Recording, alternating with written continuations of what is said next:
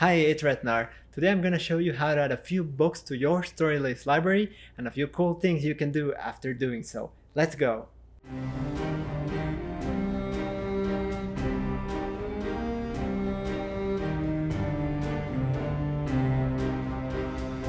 Okay, we're here at storylist.com. The first thing we'll do is log into this test account.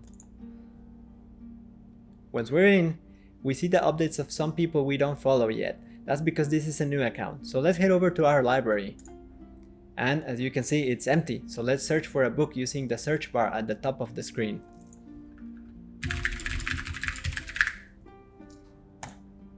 This is the book page. There are two ways with which we can add this book to our library. If we click on this little lightning icon here, we can set the book's status, which will automatically add it to our library. We can also click on the My Book button, which will open the My Book panel. For instance, here I can set the status to read, which will open several other options. We can set a score of 100. I recommend this to my friends, and let's hit save. And there it is. The book has now a status of read, so if we go to our library, there it is, it's in the read collection. You can repeat this process to keep on adding books and start building your personal Storylist library. But if you're visiting us from another platform where you already had a library, we have the option to import it. Let's head over to settings. We have support for importing your library from 3 different platforms, so let's go ahead and select Goodreads from the drop-down. Once we've selected our file, it's gonna ask us some questions. For example, to what status would you like to convert books in your to-read bookshelf? I'm gonna leave it in under consideration. Next, we will recalibrate our Goodreads stars into Storylist scores. We'll just pick here some random values.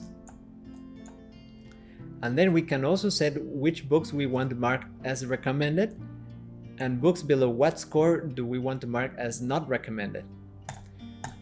These values may or may not work for you. You can pick whatever you want. We have a lot of flexibility here. Finally, we'll just click on import and wait for it. Alright, import's done and we're back in our library.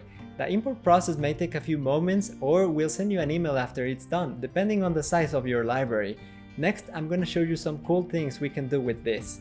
First, let's create a new collection called Cool Books. We can see the new collection under Collections because it's not one of the base statuses. So if we go to our Read collection, now we can add some books to it. Let's hit on Enter Batch Edit mode and send them over to the Cool Books collection by applying our changes. They're still here because these books are still read, but if we go back to our library, we can see that there they are now in the Cool Books collection. Another little trick I want to show you is how to update the score of a book immediately. If we go to our Read collection and click on one of the scores, we will see this little menu pop up. Here we can change the score and update it really quickly.